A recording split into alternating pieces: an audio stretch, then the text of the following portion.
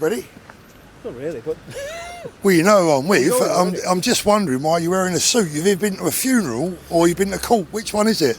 I was on business with you, Paul. I've got to dress smart. You said wear a suit today. So I wore a suit on the top and jeans on the bottom. Is that all right? He scrubs up quite well, doesn't he, to be fair? Not too bad at all. How you doing, mate? Well, you wanted me to shave, but I wasn't going to do that for you, mate. Yeah, we weren't going to go that far. So you've flown over from Northern Ireland this morning. We've had a couple of important pledge meetings, we'll say, this morning. But I think we'll try something different today, Richard. I mean, let's talk about our current Prime Minister, who I'm sure we all absolutely adore. I mean, I've got a picture of him above me toilet. I can vouch for that. Who would we like to see as Prime Minister in the UK? I mean, let's have a list. Should we have a short list? Well, should we look... Jeremy Corbyn? Nah. Okay. Nick Clegg? Nah.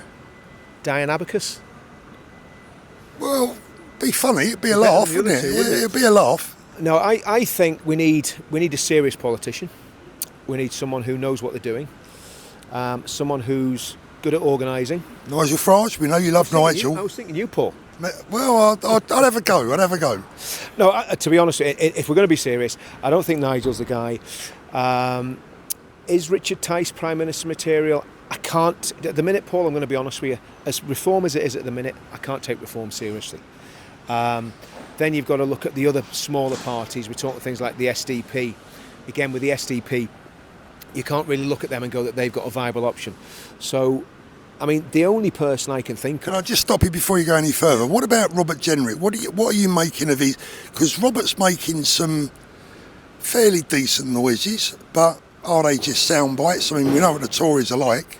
Well, when you look at Robert, I mean, this is the man that when we were doing perfectly legal demonstrations outside migrant hotels in Northern Ireland, my local MP asked a question in the House about why these terrible racist people were doing these demonstrations and would the minister do anything about it, and straight away he said, yes, I'll be talking with the security services and the local police. The next week we had a SWAT team down looking at us. So that was Robert Jenrick, turned the Stasi on peaceful demonstrators when he was a minister in the Conservative Party. So he's already got a track record of showing his true colours. He's got a track record of showing his true colours, so he can wear his little I Hate Hamas t-shirt all he wants.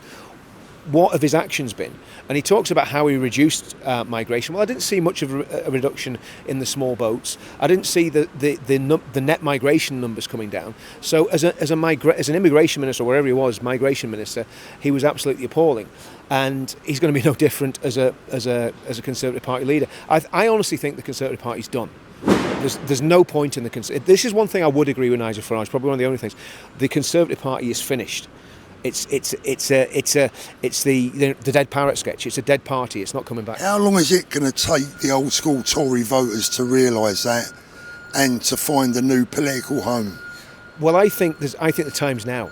And as you know, I mean, there's a lot of them, right? There's a lot of them. I think we're in a situation now where there's and this kind of does relate to the pledge. There's a massive mix of different smaller parties. I mean, UKIP. I'm a member of UKIP, as you know. UKIP is still in the game. They're not totally out of the water. They're very small.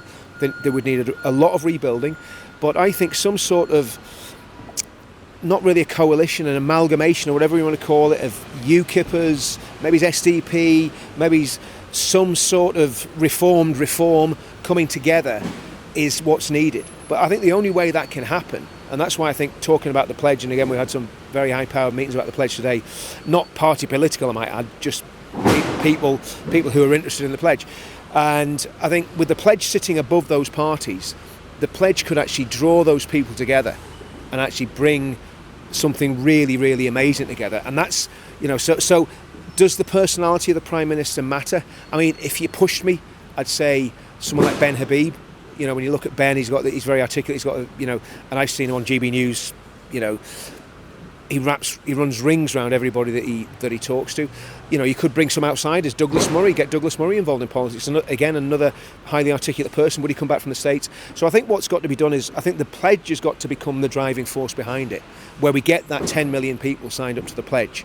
And once you've got that 10 million people, then you can decide what you're going to do with them. And you can get this mishmash of parties. Because, let's get it right, Paul, at the minute, Reform's not ready to be in government, if we're honest. Yeah, no, I agree. UKIP's not ready to be in government. SDP is not ready to be in government. But if there was do you see some defections? Maybe Suella Braverman, maybe finding out. I mean, it's been talk. To UKIP? Well, there's been talk of her, stepping over to reform for a while, but no real signs of it yet. I don't think it's going to happen. I think the Tory party's got everything locked down.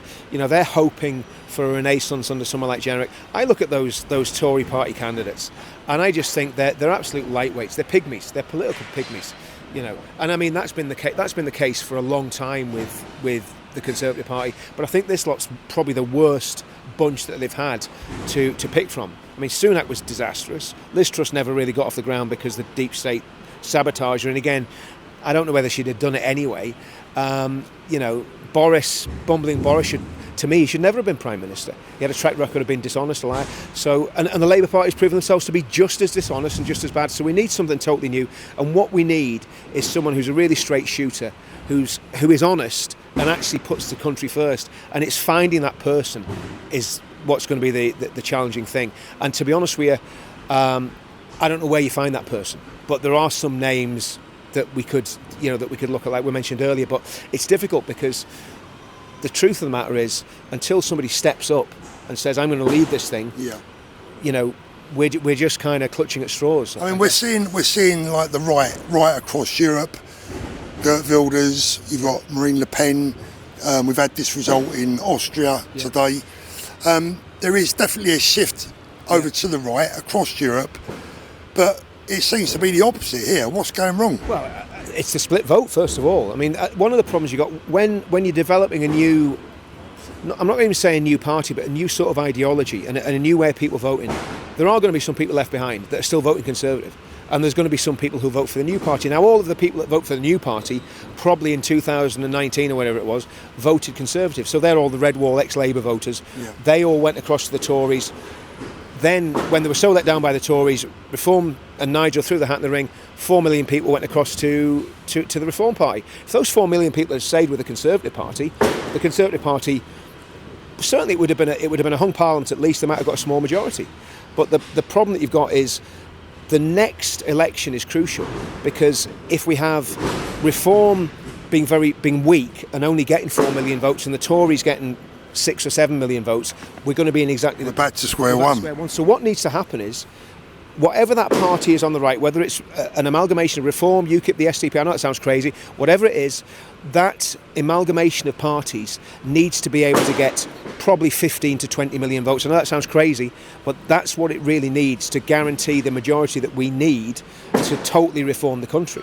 So, and this is again where the pledge comes in. With the pledge sitting above those parties, and not the Conservative, Reform, UKIP, if it's the SDP, whatever, underneath, and then being pulled together in one direction by the ideology of the pledge, that's how we could win an election and gain power and have someone like Ben Habib as Prime Minister. So that's kind of where my thoughts going with the thing. I mean, what do you think? Well, I think you're right. I think right now the danger for us on the centre-right is the fact that there's a lot of fragmentations. I've been saying for ages we all need to come together, we all need to unite, but unite under who? That's the problem. There's too many people that are not sure about Nigel. I know that you're one of them. I'm sort of like feeling pretty much the same, to be fair. UKIP, if I'm honest, I think the rebuilding job is beyond them. So yeah, I mean, I agree with what you're saying. I think ultimately the pledge can play a major role in that unification. And like you say, sit above politics, and hopefully, as we get towards the next general election, we can use the pledge to its fullest extent. Exactly, and it might be, we mentioned a few names there. None of them might even be relevant. It might be somebody totally different, somebody that just rises up from nowhere, and people go, yeah, we can follow that man or that woman and get behind them. So it's not even really very much about the personality. But what you need is someone, if you talk, we started talking about Prime Minister, you need someone with integrity. You need someone who puts the country before his own personal selfish interests. You need someone who's not really, in it for profit. And steady up. There's only 67 million people. Well, this is the problem. Where do you find that man? I mean, but that's the truth. I mean, people like that are a rarity. But that's what we need. So, but I think the pledge is absolutely instrumental in all this, because with the pledge sitting above everything, it becomes about the ideas and the ideology, and then the parties have to toe the line. So again, like we said before, it's about the dog wagging the tail and not the other way around. And I think it would, any of these chances that are in it for their own egos or in it for nefarious reasons, they will be laid waste by the pledge, because they won't be able to compromise on what's in that document. Because if they do, we'll just make sure that nobody votes for them. Yeah. They'd be held accountable. Absolutely, that's the point of it. The point of the pledge is the 21st century Magna Carta. So in other words, the pledge is the thing that holds tyrants to account. So if you've got Keir Starmer behaving like a tyrant, he'll get hoofed out of the next election, because we've got people, pledges or whatever you want to call them, that actually get behind a party that represents them and not a party that's just representing a very narrow interest group. How long do you think Starmer's going to last? How long can he last? I don't think it matters. I think Labour are going to get rid of him from within, don't you? It's irrelevant. It doesn't matter, because the policies will be the same. Yeah. The Labour Party will be the same, the Conservative Party will be the same, the Lib Dems will be the same. And sadly, by the way it's looking, Reform could be going down the same road as well. So we need to be able to call these people to account. And it comes back to that one thing. That document is the thing that calls them all to account. Get people signing the pledge, sharing the pledge and promoting the pledge. That's what's going to save the country. Richard, thanks for joining us. Lovely, typical English late summer, early autumn afternoon. Winter. So, yeah, I think we'll get off before it starts raining. Good idea. All the best, mate. Thanks.